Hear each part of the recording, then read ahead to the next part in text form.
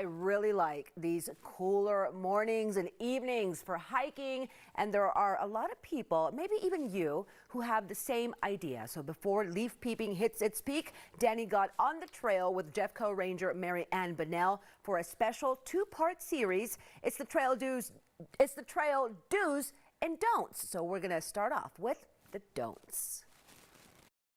Mary Ann, it's so great to be out here with you today. It's such a beautiful day. Thank you so much for joining me in one of our parks. Yes, of course. So today I want to talk about things that we maybe might not know that we're doing on the trail that could be bothering other people. Absolutely. We want to be thinking about how we're impacting everybody else's experience when we're on the trail. Yes. So what do you got for us? Well, number one, I think, is disturbing the peace. And so one of the things people do that they may not be aware is really annoying to other visitors is make a lot of noise.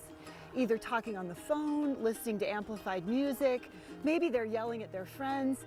A lot of people come to parks to have peace and quiet and enjoy nature. So just being respectful of that. If you've got to take a call, maybe just stop and take the call in one place so that you're not moving along the trail and kind of taking that noise with you. Yeah. So tip number two is about how you go about passing each other on the trail. And we have what we call the creeper upper, the creeper. That person that gets right up behind you, maybe they're going faster but doesn't say anything and you're wondering, do you need to pass? Okay. So what we recommend is if you're moving faster, say you're running or you're on a bike, as you get closer to people, announce yourself in a pleasant way. Hey, coming up on your left, or hi, good morning. And that way the people that are hiking or biking slower than you can actually see you and step aside so that you can just go on by and not be a creeper-upper. That's a really good one. So Mary Ann, let's talk about tip three, because this is one I see a lot. It's called trashing the view, and I don't think a lot of our visitors do it on purpose, but maybe you're grabbing a Kleenex or something out of your pack and the Kleenex falls the corner of your power bar accidentally. Yes. Or we have this, and this person's doing half of the right thing. They picked up and bagged their dog's poop, but they left it on the trail to pick up on the way out. Yeah. And that's just not cool, because what it does is it trashes the view for everybody else who's going that way. Right. So our regulation, and just the right thing to do, is to pick it up and take it with you. Yes. Okay, that makes sense. Good morning. Hi. How are you guys doing? How are you? I just wanted to thank you for having your dog on a leash. Oh, absolutely. How'd the hike go for you guys? It was lovely. Yeah? Can I say hi? Sure. Hi. Hello. She's 10 months. I was going to say she looks like a little puppy. She still is. Are you training her? I'm trying. Got her from the pound. I think it's wonderful. You've got her on such a nice short lead so that she kind of knows who's the boss and all that kind of stuff. She's so sweet. Look at her. Sit. Oh, good girl. Good girl. There you go. That's a Thank good you so girl. much for training her to be a Thank good girl on the trail. We love that. Look at how pretty she is.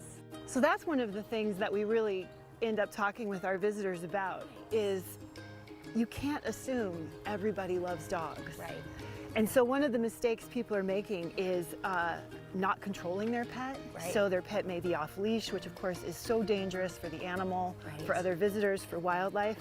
But also, even if your pet is on leash, just respecting that some people don't like dogs, maybe their kids are afraid of dogs, maybe their dog is fearful. Yes. And maybe even there's stuff you haven't seen yet. Maybe there's a deer, maybe there's a fawn, maybe there's a moose, and you don't know how your dog is going to respond to that.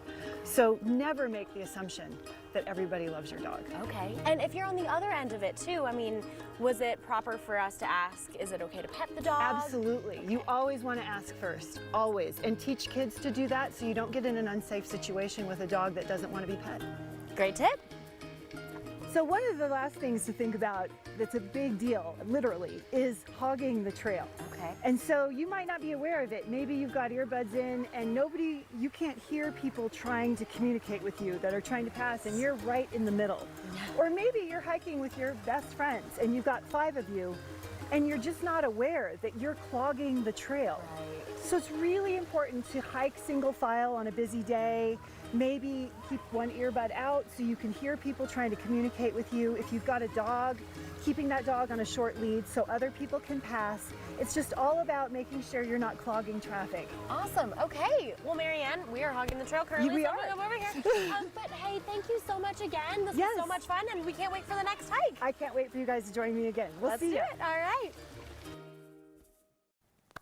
And you can get updates and visitor tips online, jeffco.us/open-space, or follow Ranger Marianne Bonnell on Instagram at JCOS Ranger 1.